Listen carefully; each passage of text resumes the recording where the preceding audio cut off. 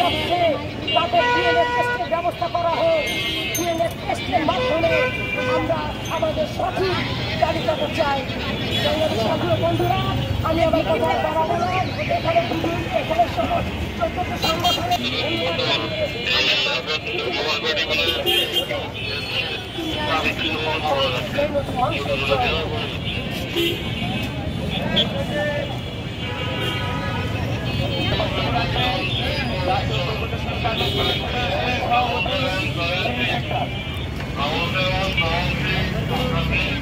এই কি করে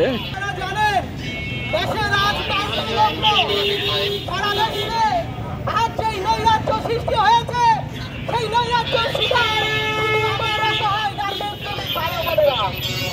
আমরা দেখেছি গত 14ই অক্টোবর আমাদের এই